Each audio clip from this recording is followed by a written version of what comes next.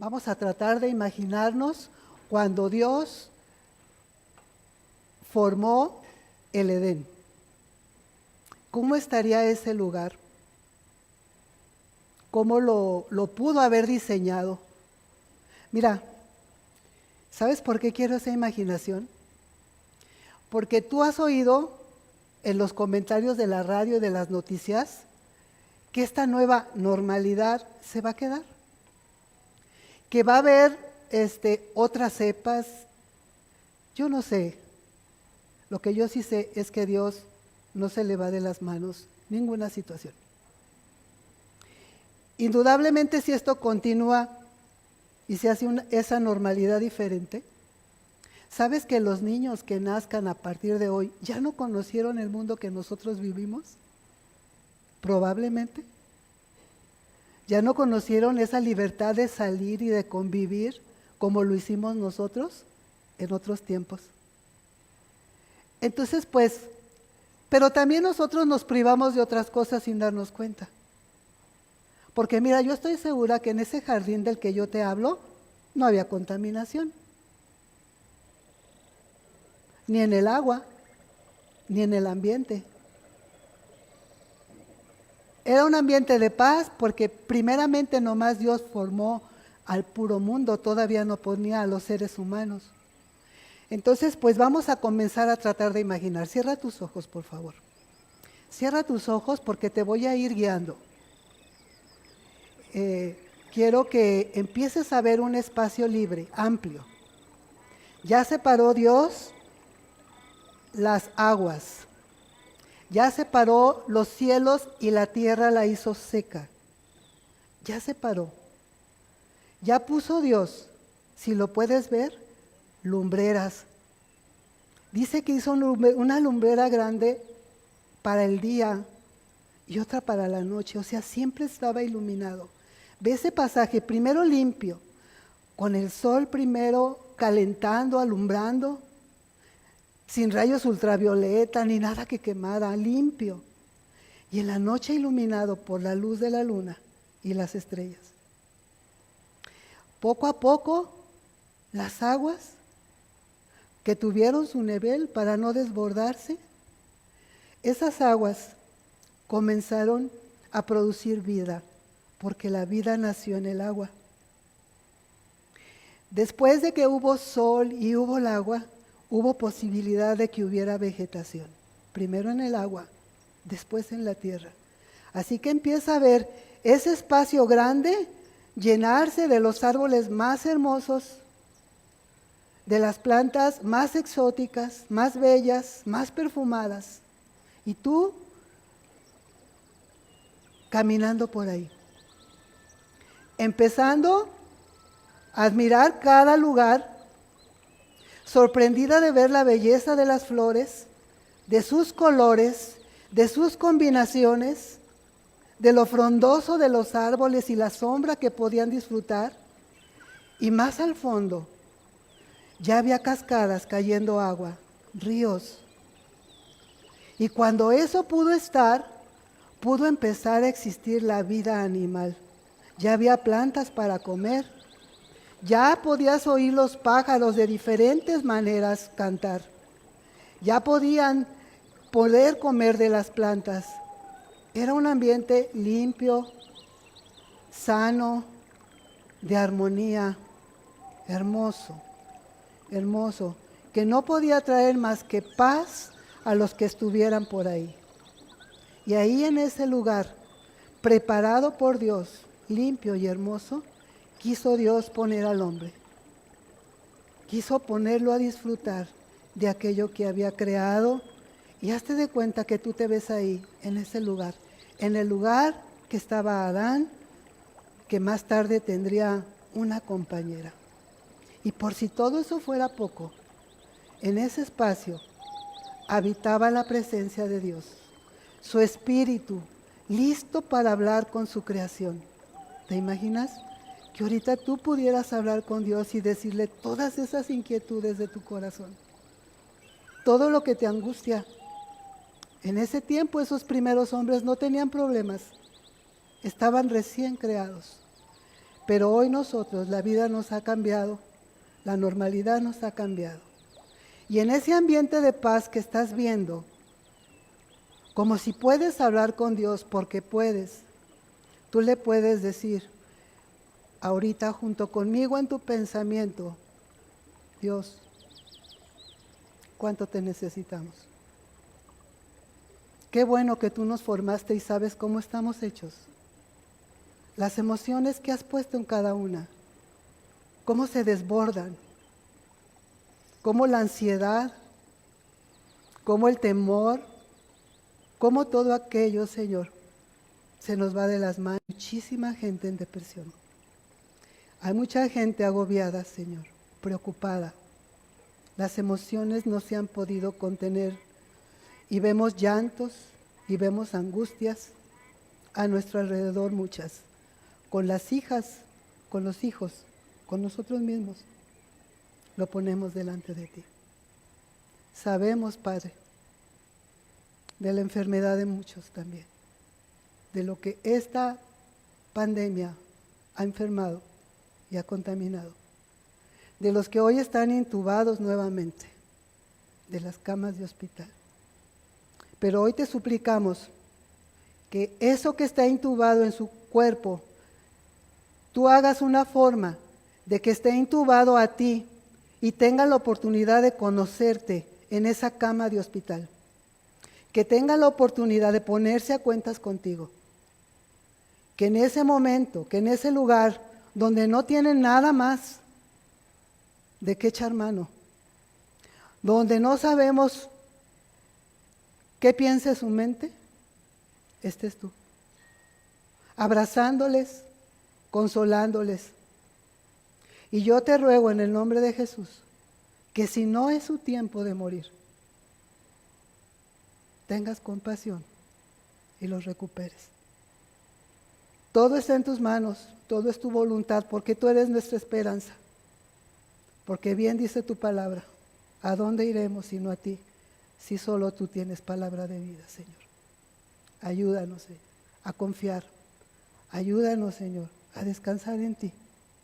A creer con nuestro corazón que tú tienes el control de todo lo que pasa. Que no hay crisis, que no esté fuera de ti ni que tú la permitas. Gracias por tu palabra que nos alienta. Gracias por tenerte en nuestro corazón. Por poder buscarte en cualquier lugar y en cualquier momento, cuando la necesidad así lo requiere.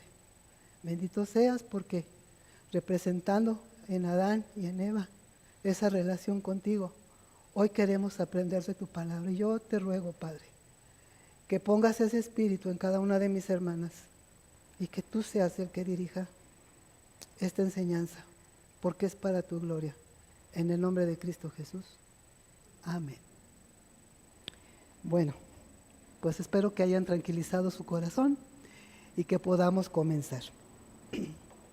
La última vez que estuvimos aquí reunidas, estuvimos viendo un comparativo de nuestra vida antes de Cristo y después de Cristo, ¿sí? Tomando como referencia el libro negro y el azul que ya se estudió de las raíces del estrés, pero vamos a sentar sus bases. Vamos a analizar de dónde salió todo lo que de ahí se escribió y lo que puede ser de veras transformador para nuestra vida.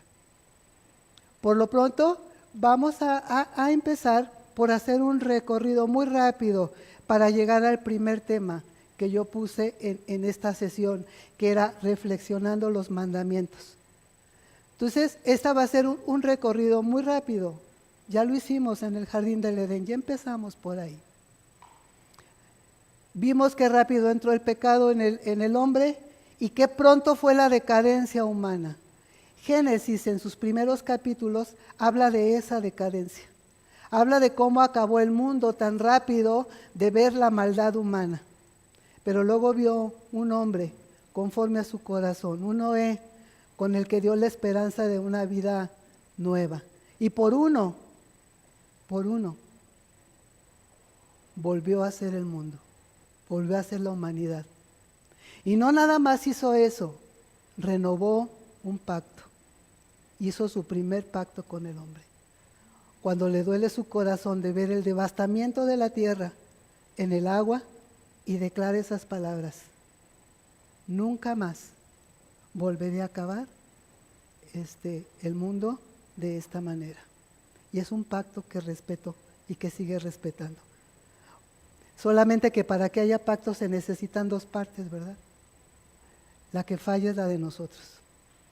Entonces, toda esa parte primera de Génesis que ustedes han leído muchas veces fue la formación del mundo y su decadencia.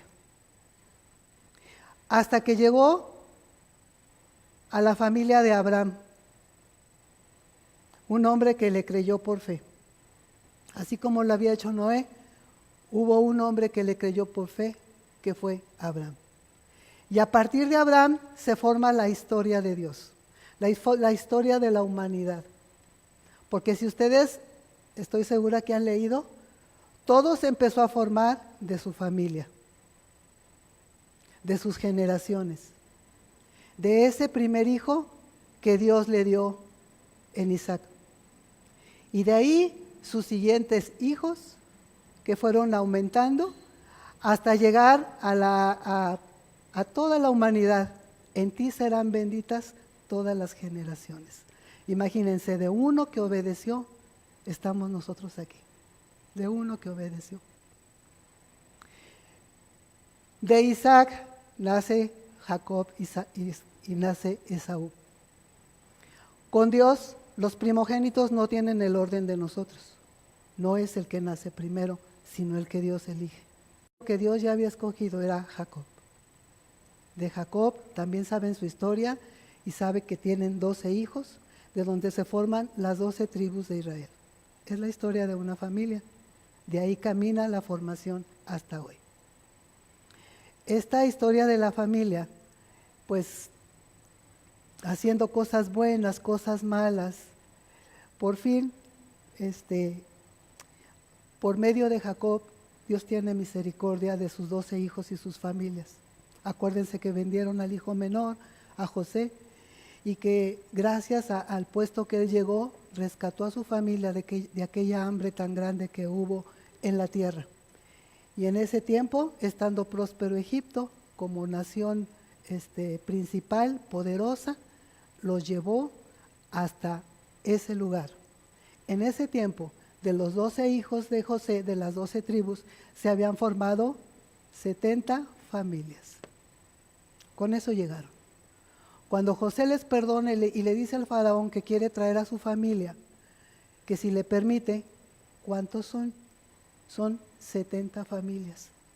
Entonces, en aquel tiempo, los egipcios, la raza más rebajada, menospreciada, eran los hebreos.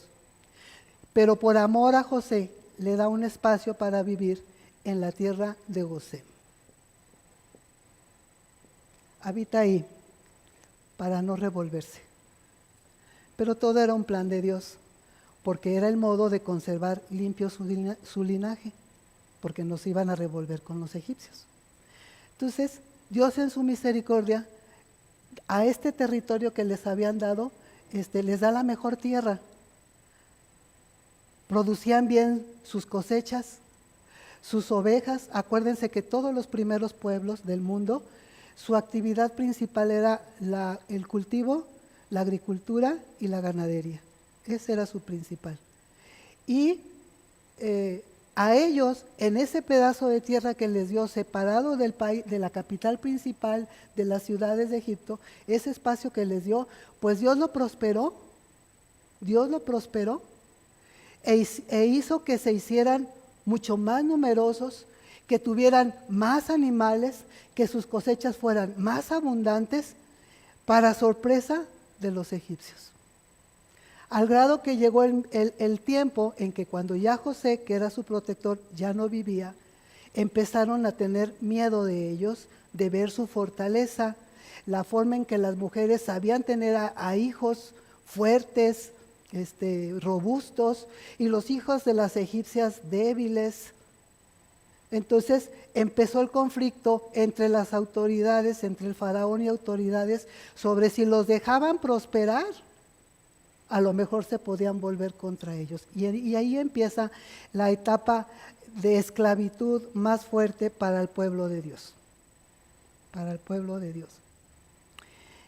Lo someten, pues gracias que las películas nos ayudan a tener un poquito de imaginación, lo someten a trabajos que nadie hacía, pesadísimos en la construcción, pesadísimos en todo lo que ellos formaron, y las mujeres esclavas en las casas, de sirvientas, de cuidadoras de niños, de amas de llaves y de doncellas para las mujeres egipcias, ¿verdad?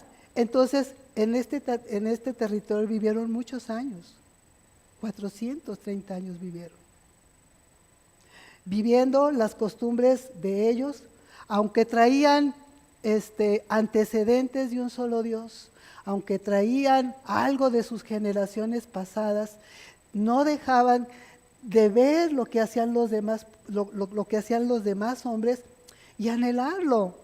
Porque yo estoy segura que cuando entraban a ver a arreglarse a las patronas, a todos esos personajes con aquellos vestidos y aquellos arreglos, seguro se les antojaba. Seguro la codicia se le iba por los ojos, ¿verdad? Seguro que a los hombres también se les antojaban los trajes que ellos traían.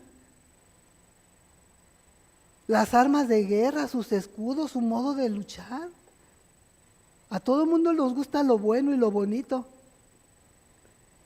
Entonces empezó a desarrollarse en ellos pues admiración e idolatría por lo que los egipcios adoraban. Pero traían una esencia. Fíjate qué grande es Dios. Y a veces no se nos va. Cuando tú eres una hija de Dios, nadie se puede meter contigo. Es igual que nosotros, igualito. Que alguien se meta con un hijo tuyo, y así le va. Dios puede disciplinar a su pueblo. Ustedes saben todo lo que hizo con su pueblo por rebeldía. Pero cuando otros lo querían tocar, se levantaba por su pueblo, a pesar de lo que hubieran hecho. Así como tú por tus hijos, que reconoces que no tienen todas las cualidades o lo que les pasa es por lo que se lo merecieron, pero si está en ti, sales inmediatamente en su rescate. Entonces, cuando Dios oye el clamor de estas familias, a tanta injusticia que sufren los esclavos, de maltrato, de escasez, de todo lo que los someten, no tengo idea yo todo lo que sea la esclavitud, claman a tal voz que Dios les escucha. Dios les escucha y con tiempo había preparado su libertador. En este tiempo era Moisés. En este tiempo era Moisés. Que también lo rescató de ese ambiente, lo hizo preparar en la enseñanza como de rico, de príncipe, en donde no se usaba ese derecho para los hebreos. Estudió, se preparó, dice la palabra que llegó a ser arquitecto, diseñador. Esa oportunidad no la hubiera tenido entre ellos. Dios tenía su plan ya para él. Y a él le llamó para libertar al pueblo, y ustedes saben su historia también.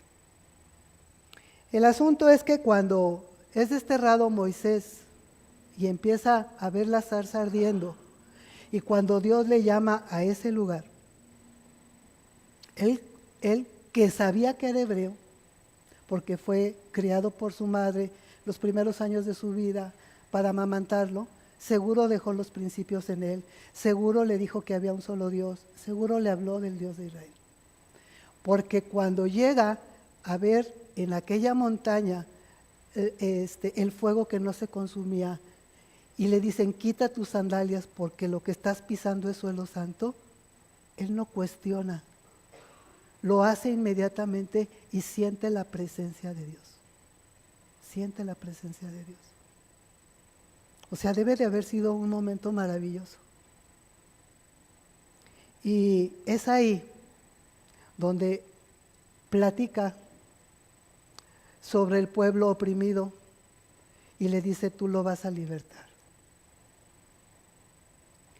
Yo estoy segura que cuando nosotros nos hablaron de Dios, nos sentíamos incapaces. Porque cuando Él le dice que va a ir a libertar a su pueblo, pone todas las excusas. Soy tartamudo, no me sé expresar.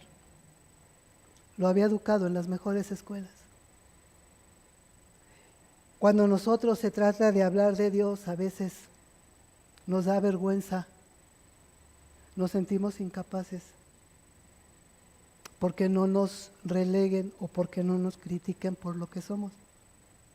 Pero Dios dice que estamos capacitados y lo regresa al lugar de miedo, porque de ese lugar huyó porque había matado a un egipcio y sabía que si lo agarraban lo iban a meter a la cárcel o cualquier otro castigo. Entonces siempre Dios nos va a mandar a nuestro lugar de miedo, a nuestro lugar de temor, pero ahora dice, yo voy contigo. Ya no vas solo. Entonces, cuando otra vez, yo sé que ustedes saben la historia, lo manda con Faraón y empieza la lucha entre deja al pueblo, no salgas del pueblo, y empieza a mandar las primeras manifestaciones con las plagas. Ustedes las conocen. Y eran las ranas, y eran las langostas, y era el río de sangre, y todas lo que ustedes han leído. No me puedo entretener ahí. Entonces, en cada prueba parece que el Faraón va a ceder, pero dice, Dios endurece su corazón. Y ese endurecer de corazón a mí me llama mucho la atención porque a veces creemos que es el enemigo, pero es Dios, permitiendo que pasemos por pruebas para ver si superamos la prueba. Porque algo que es muy cierto, muchachas, es que prueba no aprendida, prueba repetida. Por eso el Faraón cuando va a ceder y se echa para atrás, al siguiente vez es otra prueba más fuerte y es otra prueba más fuerte y así cada vez más devastadora, por decirlo de otra manera. Esas pruebas vienen para nosotros cuando aceptamos a Dios también. Y son muy fuertes. Mi prueba más fuerte en mi casa, sobre todo si por ti entró el Evangelio. Y no hay, escúchame esto, tragedia más grande que una mujer creyente con un hombre incrédulo. Es tragedia. Sufres sola, aparentemente. Pero acuérdate que todas las veces Moisés lo regresó, Dios lo regresó y le dijo, yo voy contigo, vuelve a enfrentar al Faraón. El pueblo está emocionado esperando un libertador porque le urge irse. Ya no pueden más con aquella esclavitud. Sí, ya no pueden más. Señor, por favor, libéranos. Quítanos de aquí. Y cada vez que parece que el faraón los va a dejar ir, Moisés reúne al pueblo y les dice, estén listos, porque nuestra salida está cerca ya, estén listos. Y al otro día, pues que siempre no. Y así cada día, con aquella angustia en su corazón, pero con el equipaje preparado, con sus cosas, con lo que más importante para llevarse.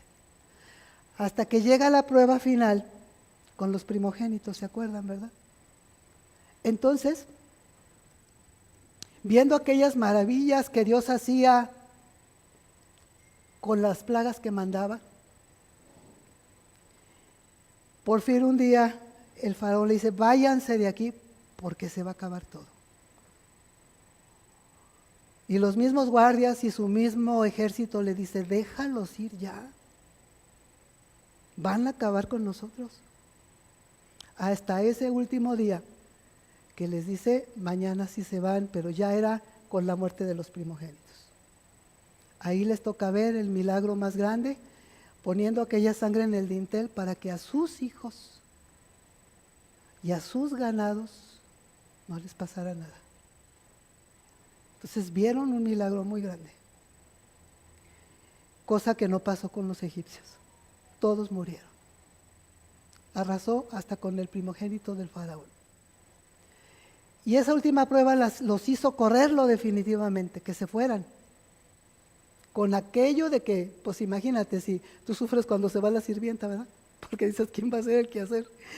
Imagínate ellos sabiendo que ya no iba a haber todo lo que tenían gratis en construcción y en tantas cosas. Pero ahí va. Y aquellas primeras 70 familias que llegaron, ¿sabes cuántas salen? 3 millones.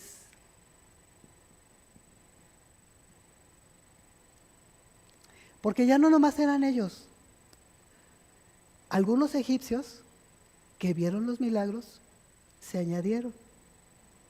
Algunos extranjeros que pasaban por ahí se añadieron porque vieron que había un Dios de poder. No lo conocían, no tenían relación con él, pero vieron todos los milagros que se había hecho a través de Moisés.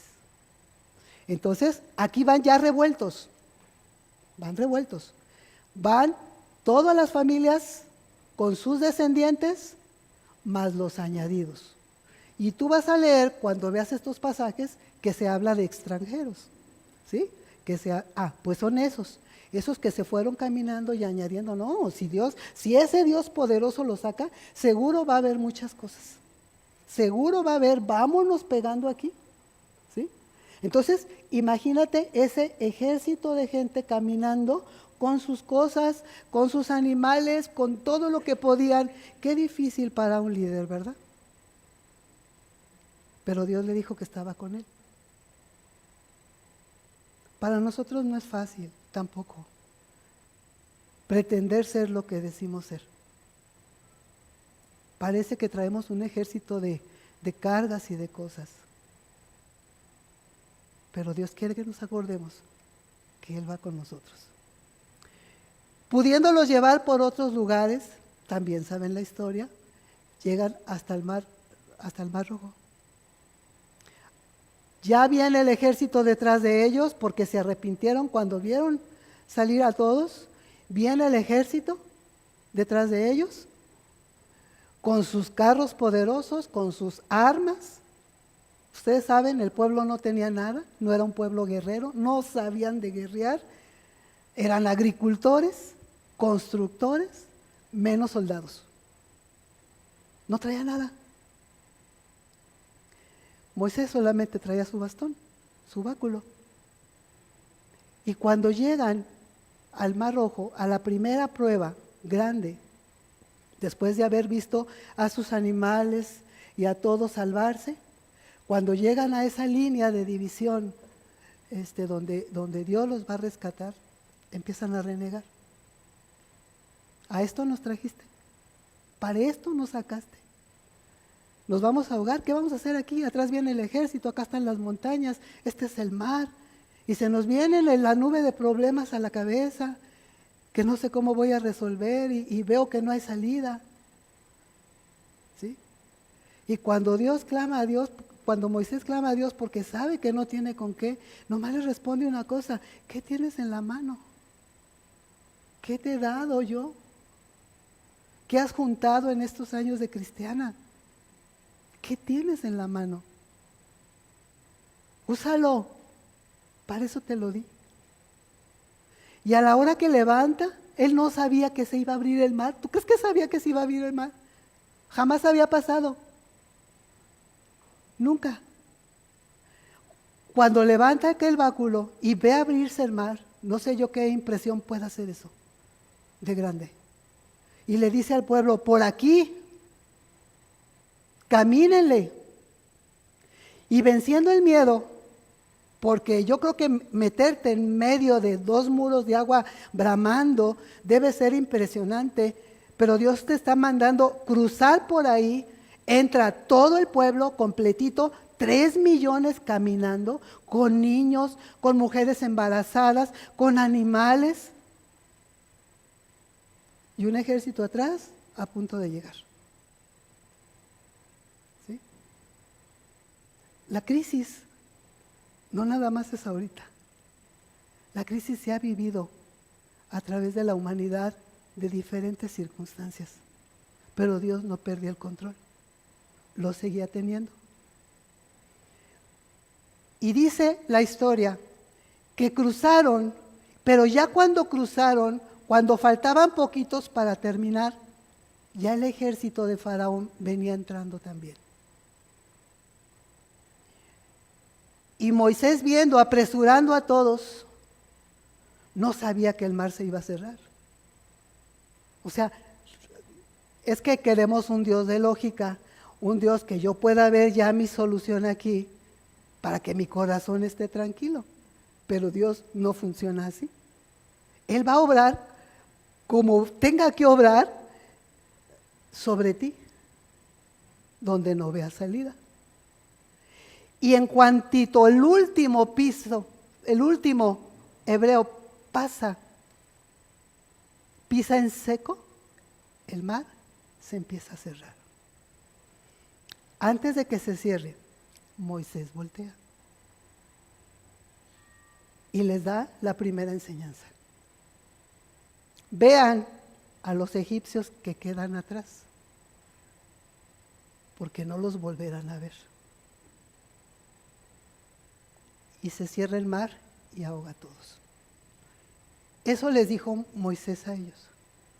Pero ¿sabes qué nos dijo Dios a nosotros? Cuando cruzamos esa línea entre aceptarlo, voltea y ve tu pasado, porque ya quedó atrás. Porque en Cristo somos nuevas criaturas. Las cosas viejas pasaron ya. Y todas son hechas nuevas. ¿Lo creemos? Ellos no. Y yo estoy segura que muchas de nosotros lo hemos oído, hasta lo hemos declarado, pero muy difícil vivirlo, muy difícil. Pasan, ya sabes la historia, y entonces para poder dirigir a aquel pueblo, para poder llevar una vida nueva, todas, necesitamos una nueva forma de vivir. Dios no nos creó y nos aventó sin decirnos cómo. Dios no los rescató por rescatarlos. Había un propósito. Había un propósito. Mira, cuando tú te quieres ir a otro país, vas a cambiar de leyes al que vayas.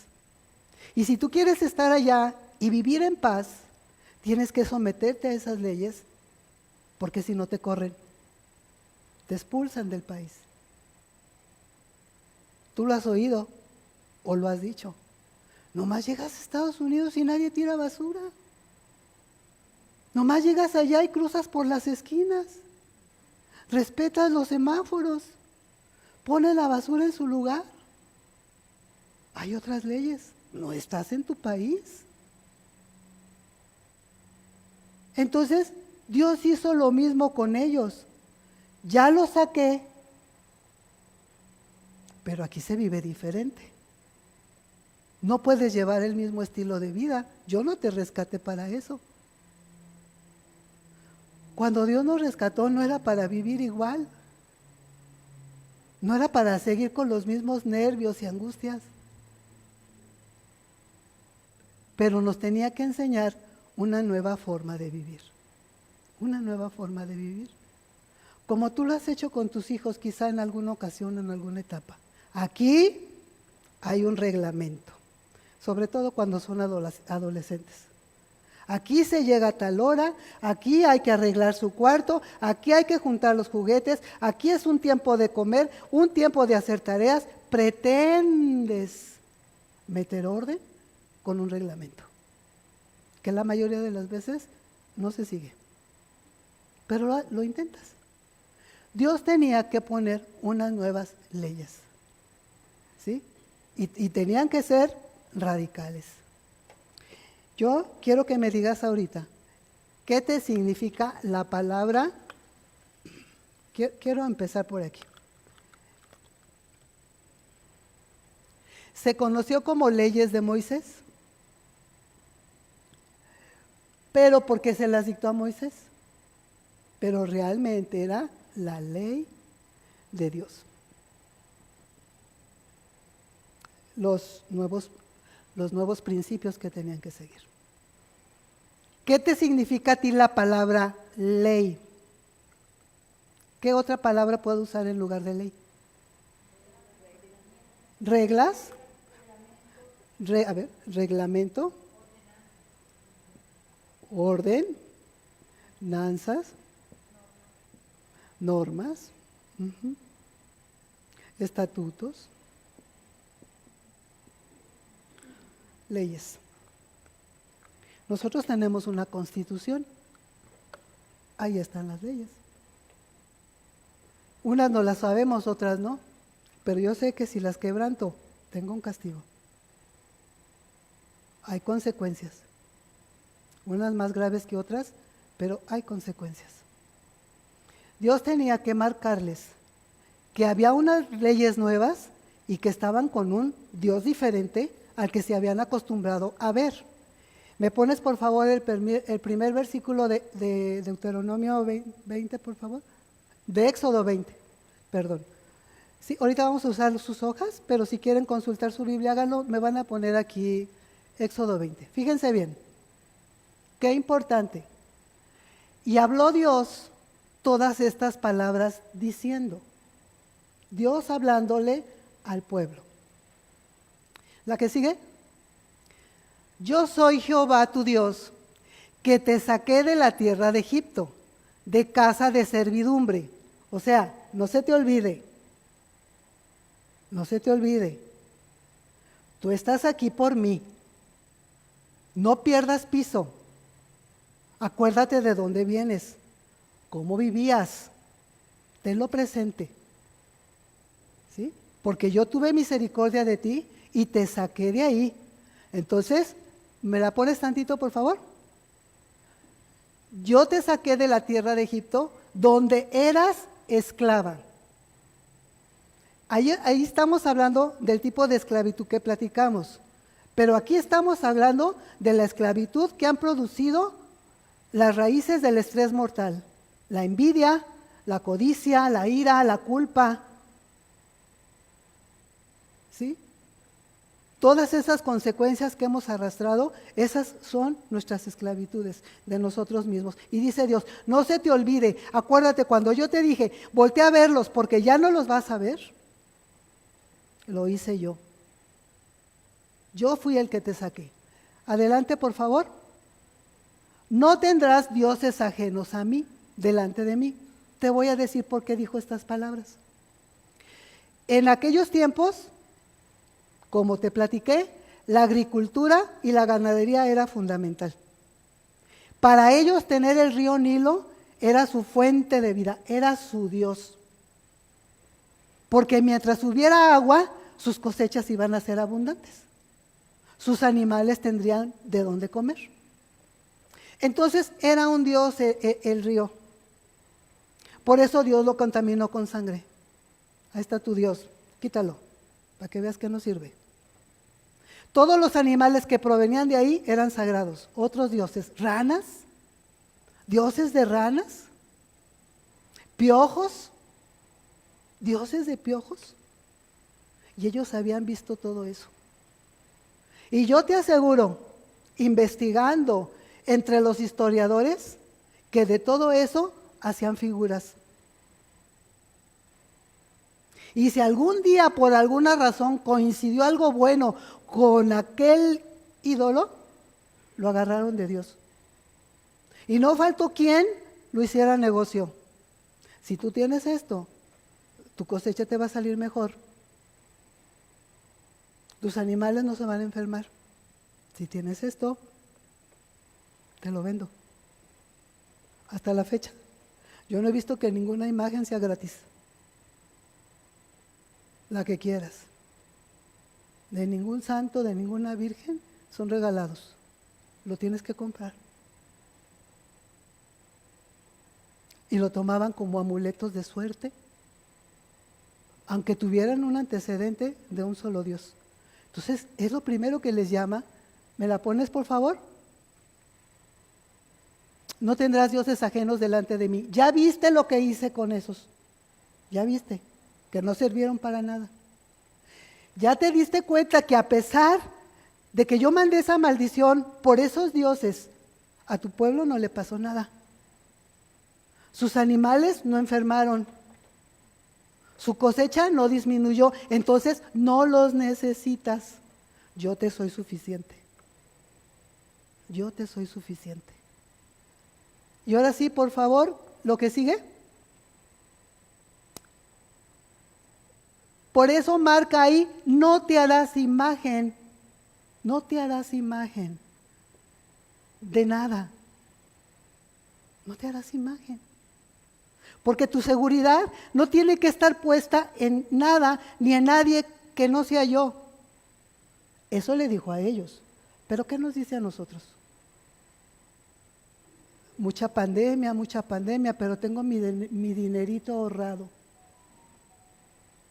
Mientras yo vea mi dinerito, ay, bueno, pues siento esa seguridad. Mientras mi estabilidad en mi casa esté sobrellevadera, pues ahí tengo mis diosesitos, mis buenos hijos o mi buen marido. Ahí tengo mi cuenta de banco. ¿Sí? Por eso les dice, no te harás imágenes. Eso ya lo tienes en tu segunda hoja a la vuelta, los 10 mandamientos. Entonces, primero, no hay más Dios que yo, que te quede claro, no necesitas nada, hay un solo Dios. Segundo, no te inclinarás, no tienes nada que venerar a nadie. Yo soy tu sustentador, yo te soy suficiente. Yo te soy suficiente. Donde dice los 10 mandamientos, ¿ya los hallaste? Ah, ok. ¿Me pones el siguiente, por favor? No te inclinarás a ellas, ni las honrarás, porque yo soy Jehová tu Dios, fuerte, celoso, que visito la maldad de los padres sobre los hijos hasta la tercera y cuarta generación de los que me aborrecen. Pero fíjate aquí, tercera y cuarta generación de los que me aborrecen, de los que no quieren ley. Pero ¿qué tal soy con los que me buscan? Hasta 1000 generaciones. Bendeciré. Siguiente mandamiento. ¿Me lo pasas, por favor, el siguiente versículo? Fíjate que lo tienen ellos, pero para podérselo leer, ¿sí? Perdón.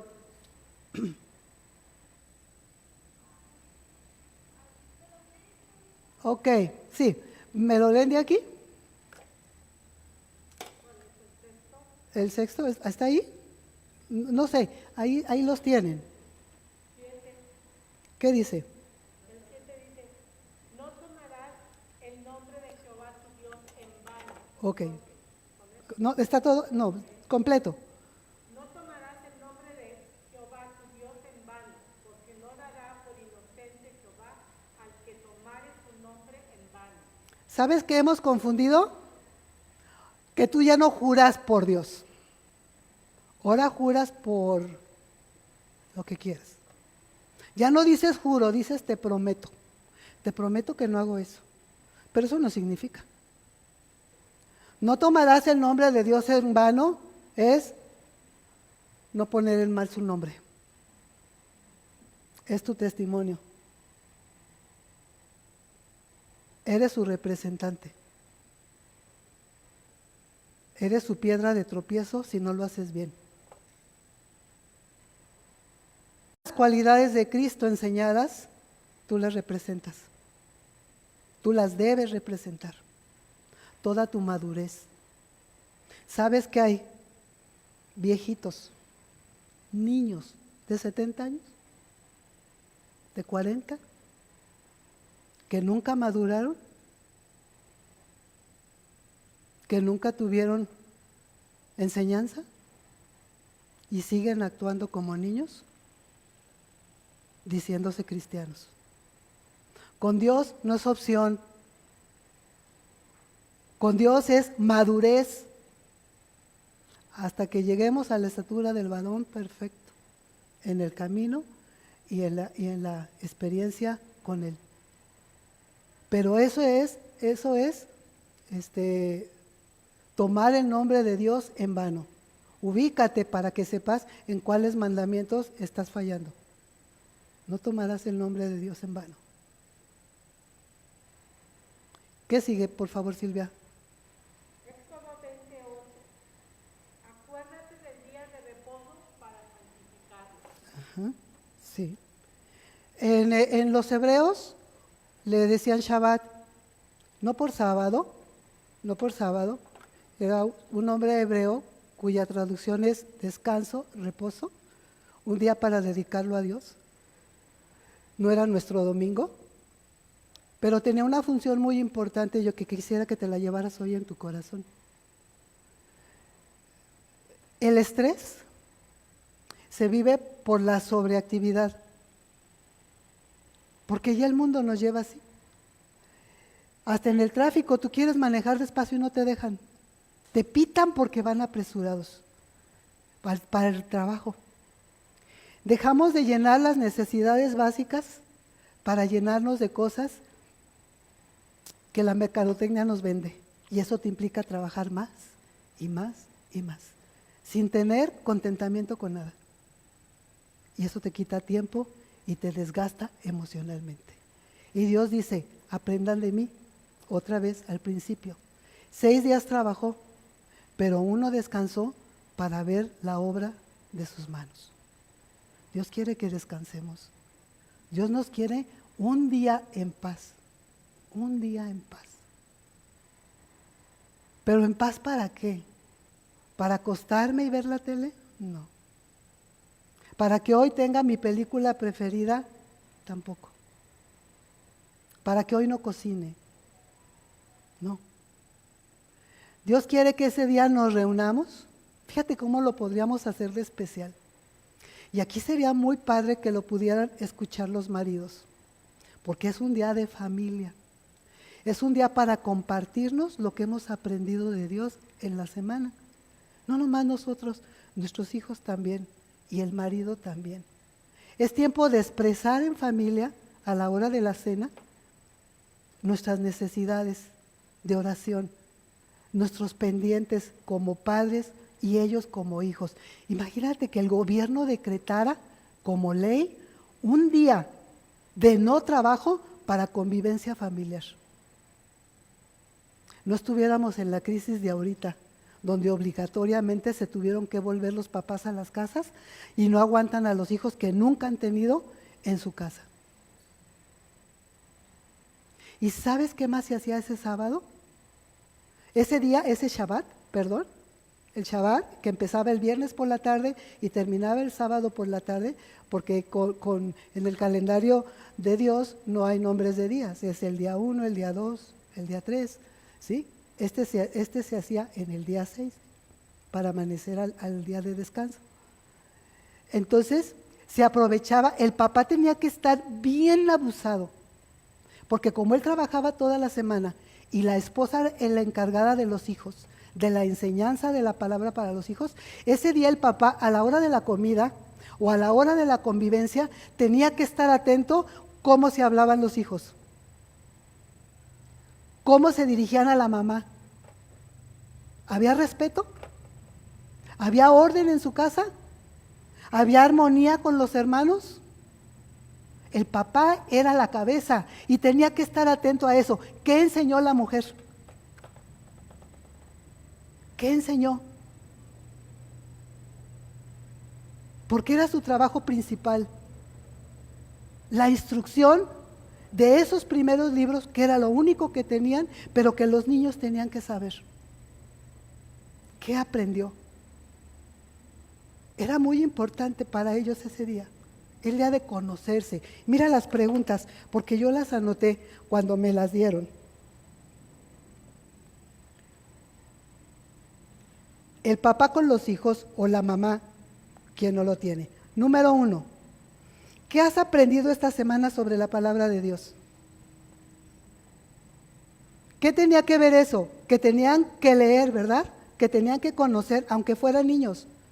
Primera pregunta, ¿qué has aprendido en la semana sobre la palabra de Dios? ¿Qué me platicas? Algo nuevo. Número 2, ¿cómo está tu corazón? ¿Cómo está tu corazón? ¿Triste? ¿Preocupado? ¿Ansioso? ¿Contento? ¿Qué pendiente traes? Y entonces el padre se enteraba de la situación familiar. ¿Cómo está tu corazón? ¿Qué circunstancias has vivido en esta semana? ¿Cómo te ha ido en la escuela? ¿Cómo estás con tus amigos? ¿Cómo estás con tus hermanos? ¿Cómo lo estás enfrentando? ¿Cómo enfrentas eso que estás viviendo? ¿Qué has hecho?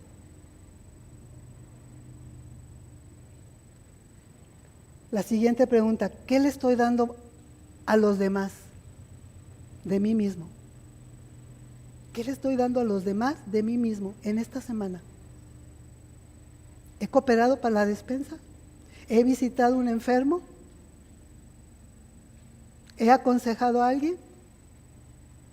Yo tengo que ver que mi vida sea útil, porque Dios no me rescató para nada, o vivo para pelear la semana.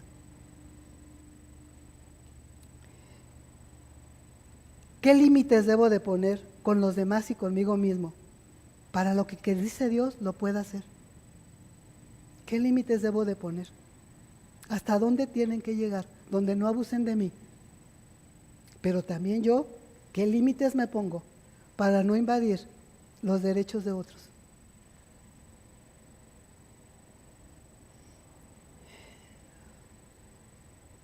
Y por último, ¿cómo estás en el amor? ¿Cómo estás en el amor? ¿Cómo está tu corazón en el amor? El amor a tu iglesia, el amor a tus pastores, a tu pareja, a tus hijos, si los tienes, o a tus padres, si los tienes, a tus hermanos, a tus trabajadores, si alguien depende de ti, aún la que te ayuda a hacer el aseo. Porque también la palabra de Dios dice que sin amor, todo es como tímpano que retiñe, pero no tiene resultados. Si no sé amar, si no sé demostrar amor, ¿qué crees que dice? Nada soy. Nada soy. A tu forma, si no eres cariñosa, si no eres expresiva, a tu forma, demuestra amor. Comparte amor.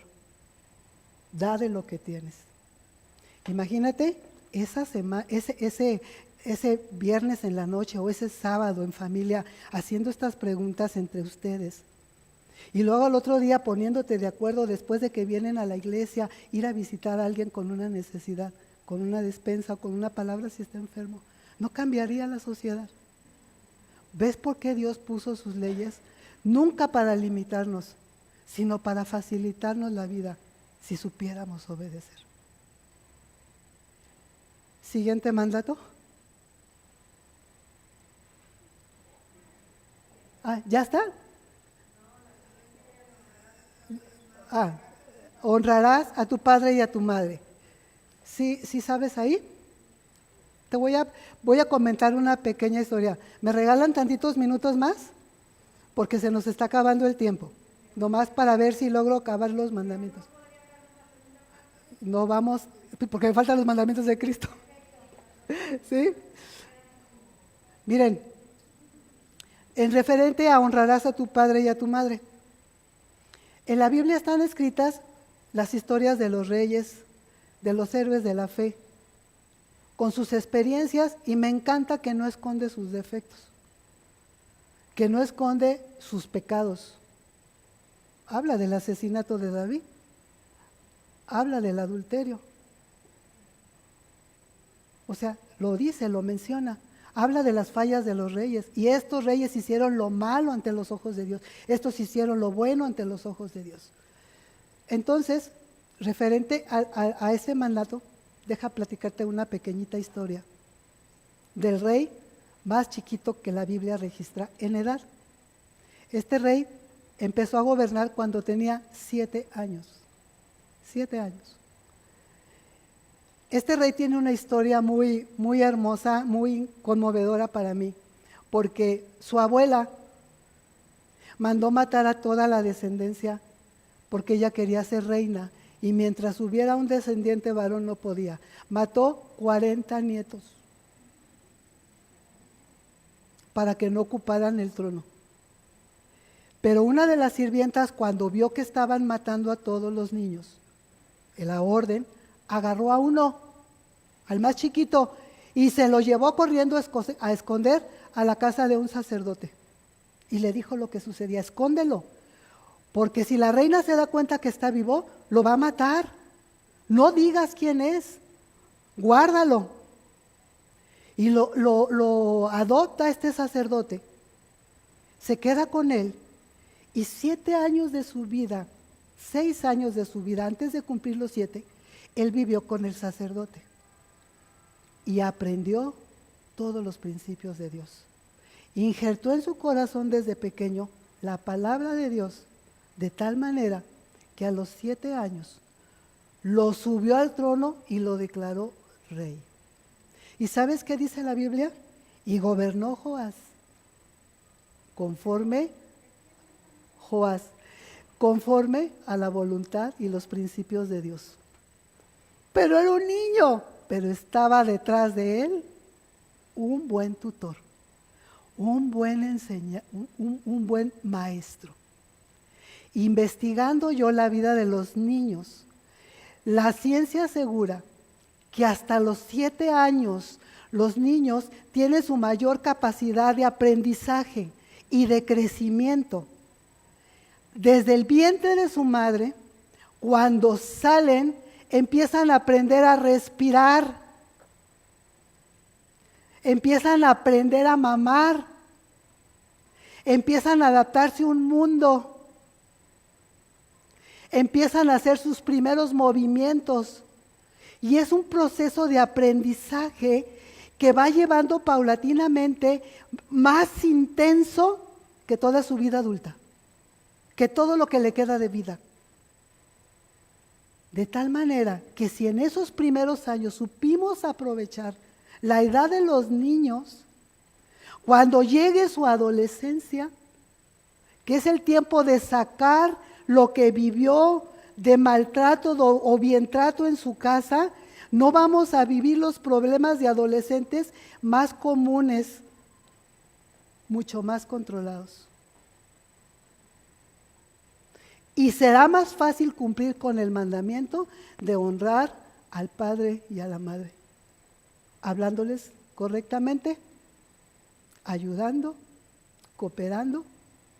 Depende de las circunstancias y edades en que los padres van evolucionando. Nomás te digo que al grado que bíblicamente hablando, un niño se nombraba heredero de adulto de acuerdo a su comportamiento de niño y por ende como había sido de adulto. No le tocaba la herencia al mayor, ni se repartía por partes iguales. Se le daba al mejor hijo de la casa. Porque dándoselo al mejor hijo de la casa, la madre o el padre estaba seguro que ese hijo iba a ser responsable de la familia que se ponía en sus manos cuando ellos no estuvieran. O que iba a ser el cuidador de la madre o del padre del primero que quedaban. No era del mayor ni del menor, del que fuera, del que diera mejor testimonio. Y dice la Biblia que este es un mandamiento con promesa. Y te voy a decir por qué. Porque cuando tú educas a un niño que es obediente en los principios, no tiene 7 años, tiene 40 o 60, porque la enseñanza y la experiencia de la madre la encajó en el corazón de un niño de 7 años, o de 8 o de 9. Entonces va a ser mucho más sabio para responder ante los peligros que pueden poner en riesgo su vida. ¿Sí? Entonces hay una razón por esa promesa. y alargarás y tendrás largura de vida, dice la palabra de Dios. Entonces, qué importante es invertir en los niños. De veras, la palabra de Dios la aprenden, son como esponjas. Para los que tuvieron su oportunidad, porque yo no la tuve con mis primeros hijos, y es un mundo de diferencia entre los que recibieron y los que no recibieron. Un mundo de diferencia. Siguiente mandamiento, por favor. ¿Qué dice? No matarás. En el Antiguo Testamento está la pena de muerte. Está la pena de muerte. Ojo por ojo, diente por diente. Así de preciada era la vida para el Señor. Solo Él la dio y solo Él la podía quitar, nadie más. Entonces, la pena de muerte existió hasta los días de Jesucristo, porque ustedes vieron la forma de morir, tan tremenda, ¿verdad? Entonces, no tenemos ningún derecho de quitarle la vida a nadie. Siguiente mandamiento. ¿Qué tal con el adulterio? Nada más que el desbaratador de familias, el que le pega directamente a los matrimonios, muchos para desbaratarlos y no poderse reunir. Uno de los quebrantamientos más duros, más difíciles de sacar adelante en un matrimonio. No imposibles, pero sí que dejan un daño tremendo en la familia, en los hijos. Y ahí todos esos entran en las raíces que estamos estudiando de la lujuria, por ejemplo. Está hablando del adulterio, pero también la fornicación. Y dime si no, un joven acostumbrado a fornicar, ¿tú crees que porque hoy firmó un papel de que se casó, mañana ya no lo va a hacer? ¿O se le olvidó lo que hacía? Claro que no. El orden para la sexualidad lo dio Dios para las dos partes, para el hombre y para la mujer, no nomás para la mujer. Sería bueno, sería la orden de Dios llegar al matrimonio, las dos partes, para aprender juntas. ¿Verdad? ¿La que sigue? Sí. Sí. ¿Qué me sigue? No hurtarás. Tampoco estoy hablando nada más de agarrar cosas. Tampoco estoy hablando de eso. Solamente. Ya sé que esa es una forma de robar. Pero ¿sabes también qué es robar? Desperdiciar el tiempo. Eso es robar. ¿Sabes qué es robar? Copiar en los exámenes. Es robar lo que tú no estudiaste. Enséñale a tus hijos. Hacer trampas es robar. Eso es robar. Los juegos de azar, por favor, es otra forma de robar. Lo que no he trabajado y queriéndomelo ganar de un puño, de una forma donde yo no lo hice. No robarás. ¿Cuál sigue? No hablarás contra tu prójimo falso testimonio. No hablarás lo que no te conste, lo que no te importa, en lo que no estás metido. Esto ha llegado a las leyes civiles. Ha llegado a las leyes civiles. Ahí está la injuria, creo que se llama, o no sé cuál es el nombre, perjurio. Perjurio, ¿verdad? Entonces, no hablarás. ¿Qué más? No codiciarás, no desearás, tendrás un corazón de contentamiento con lo que yo te dé. No codiciarás ni la esposa, ni el amo, ni la sirvienta, ni el dinero, ni la casa, ni todo lo que tienes ahí. ¿Sí? No codiciarás. Ahí resume varios de los de arriba. ¿Qué más sigue? Porque ya se me acabó el tiempo, ¿verdad? Ahí están. Ok. Bueno, fíjate bien, porque vamos a cerrar con esto. Aquí están los 10 mandamientos, los 10 principios. La sociedad actual se pretende mover por valores. Dios no se mueve por valores. Dios se mueve por principios. Estos 10 son principios. inamovibles. Los valores se ajustan, se ajustan. Hoy el valor es el respeto, pero no hablan del respeto que dice Dios. Hoy es el respeto a la homosexualidad, a las parejas, el respeto, las tolerancias, van abriendo la banda, ¿sí? Esos son los valores. Y ahorita la sociedad se está moviendo por valores. Dios se mueve por principios. Y deja recordarte algo, Dios es el mismo ayer, hoy y mañana, no cambia. Su palabra no cambia, ni la queramos acomodar. No la queramos acomodar porque no tiene otra forma de ser. ¿Sí? Esa es su palabra y no se quebra. Pero ¿sabes qué? Cuando dio estos 10 mandamientos, cuando iba cerrando, pasó algo increíble. ¿Me pones el final, el versículo 18 creo que es? Sí, chécalo bien, por favor. Y todo el pueblo observaba el estruendo, relámpagos y el sonido de bocina en aquel monte. ¿Te imaginas la impresión?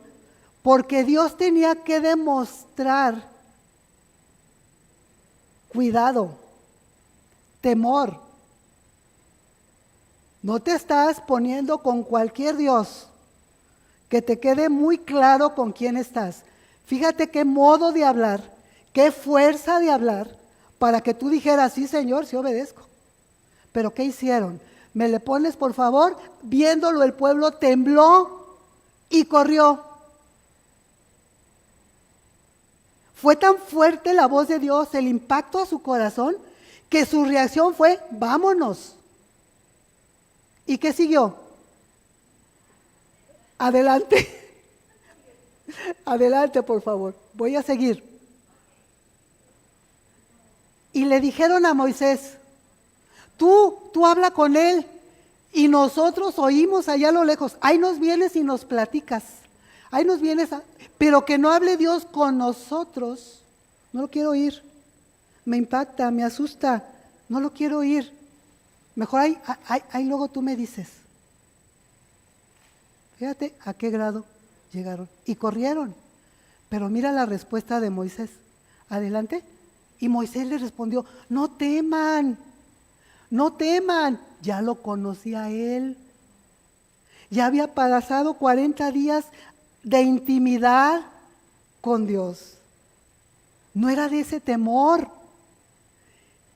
Y Moisés respondió al pueblo, no temas, porque para probaros vino Dios, y para que su temor está delante de vosotros, para que no pequen. Porque cada cosa que pasas es una prueba. Es una prueba. Va a pasar. No te vas a quedar ahí, ni tú ni yo. Pero hay que pasarla. Hay que pasarla con temor reverente. Ahorita voy a hablar de él para que no peques. La que sigue, por favor. Entonces el pueblo estuvo de lejos, allá, lejadito, y Moisés se acercó a la oscuridad en la cual estaba Dios. Pues me van a leer la que sigue porque no me sabía el versículo. ¿Qué sigue, Silvia? Ajá. O escuchen.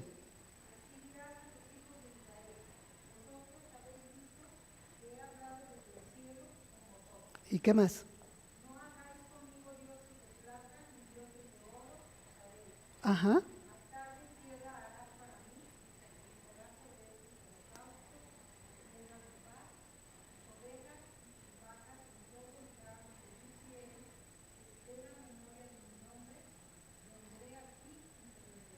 Hasta ahí. No harás altares. Ya sabía su tendencia de hacer altares. No quiero ídolos ni de oro ni plata. Altares de tierra me harás. ¿Sabes qué somos nosotros? Tierra. ¿Sabes cuál es el altar de Dios? Tú y yo. ¿Sabes cuáles son los sacrificios que antes eran animales quemados? Eso que tengo que vencer. Y que lo quemo y se lo ofrezco a Dios para decirle, no más está conmigo. Dios no habita en templos hechos por manos humanas. Dios habita en corazones. Dios habita en corazones. No necesitamos a nada ni a nadie. Dios es suficiente. Ahí está. Altares de tierra harás para mí. Tú serás el altar para mí. Y sacrificarás sobre él tus pecados, tus debilidades, tus raíces y tus ofrendas de paz. Lo que tengas que sacrificar para mí. El orgullo, el enojo, el temor. Sacrifícalo para mí. En todo lugar donde yo hiciere que esté la memoria de mi nombre. Y vendré a ti y te bendeciré. ¿Qué tal? ¿Qué tal los mandamientos de Dios? Pero bueno, tengo que decir algo que es verdad. De estos 10 mandamientos, de estos 10, más adelante Dios los desglosa y hace 613. Pero antes de estos 10 mandamientos hubo uno. ¿Será complicado hacer 613 mandatos? ¿Nos han sido complicados los 10? ¿Son muchos? Fíjate bien, hubo un mandato, uno, para Adán y Eva, uno, no comerás de ese árbol. Fue lo único, fue lo único. ¿Sabes cuál es el problema de 1, de 10, de 630 y de 5,000? Obediencia.